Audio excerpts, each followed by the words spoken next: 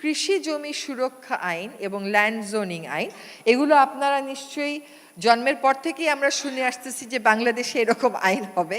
এটা আর হয় না, কিন্তু এটা নিয়ে আন্তঃমন্ত্রণালয়ে সভা হয়ে গেছে। আরেকটা আন্তঃমন্ত্রণালয়ে সভা করে পাবলিক কনসালটেশনের পরে আশা করি মাস 2-3 মধ্যে কৃষি জমি সুরক্ষা আইনটা আমরা পাশ করে দিতে পারবো। এবার একটু পানির ব্যবহারে আসি, যে আমরা যত মডার্ন এগ্রিকালচারের কথা বলছিলেন, হারভেস্টিংয়ের কথা বলছিলেন, যদি আমি ক্লাইমেট চেঞ্জকে সত্য বলে মনে করি, ক্লাইমেট চেঞ্জে যে গ্রিন হাউস গ্যাসের ইমিশন হয় তার একটা বড় কারণ কিন্তু মডার্ন এগ্রিকালচার।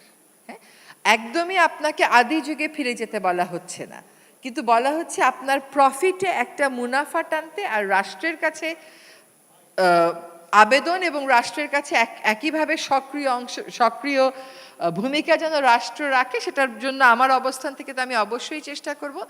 সেটা হচ্ছে যে আদি যে প্র্যাকটিসগুলো ছিল তারও কিন্তু একটা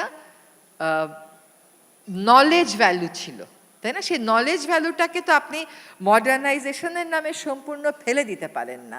খনার বচনকে তো এখনও আপনি সম্পূর্ণ ফেলে দিতে পারেন না। কাজে আমাদের কৃষি ব্যবস্থায় সেটার জন্য আমরা দেখতে পাই প্রতিফলন। সেটার জন্য কৃষি উপদেষ্টা যিনি আছেন তিনি নিজেও আমার সাথে কথা বলেছেন যে কি করে ঢাকা শহরের বা অন্যান্য জায়গার পচনশীল বর্জ্যগুলোকে দিয়ে রাষ্ট্রীয় পর্যায়ে জৈব সার উৎপাদন করা যায় এবং সেটা বিতরণ করা যায়, সে বিষয়ে তিনি দেখবেন।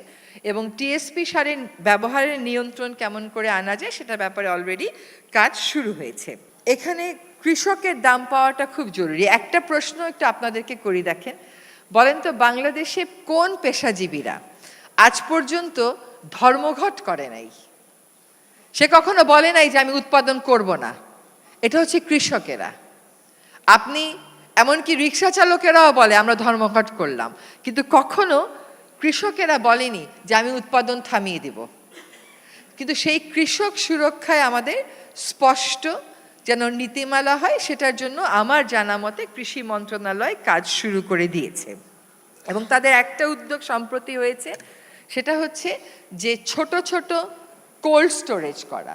অনেক বড় করতে গেলে অনেক টাকার দরকার হয়, তো ছোট ছোট কোল্ড স্টোরেজ করা তারা 100টারও বেশি হাতে নিয়েছে। এবং এটা আমি জানি যে তারা 1000-এর বেশি আমরা যে সময় দিয়েছি সে সময়ের মধ্যে করে ফেলার চেষ্টা করব, যাতে কৃষককে তার পণ্য পচে যাবে এই জন্য ফেলে দিতে না হয়, সেজন্য বিনা পয়সায় সরকারি এই সার্ভিসটা অ্যাভেল করতে পারে। অনেক বড় বড় প্রকল্প আমরা করি, কিন্তু কৃষি মন্ত্রণালয় মনে করেছে যে ছোট ছোট কিছু কোল্ড স্টোরেজ যদি করি, যেগুলো উপজেলা পর্যায়ে থাকবে, যেখানে বেশি সবজি উৎপাদন হয়, এই কাজটাও কিন্তু শুরু হয়েছে এবং আমরা কৃষকদের ব্যাপক সাড়া পাচ্ছি। কৃষি আইন সুরক্ষায় যেমন, কৃষি জমি সুরক্ষায় যেমন আইন হচ্ছে, সেখানে কৃষকদের সুরক্ষার কথাটাও থাকবে। একটা শুভঙ্করের ফাঁকি আমরা প্রায়ই বলি, এক ফসলি জমি, আসলে জমির রেকর্ডে এক ফসলি বলে কিছু থাকে না।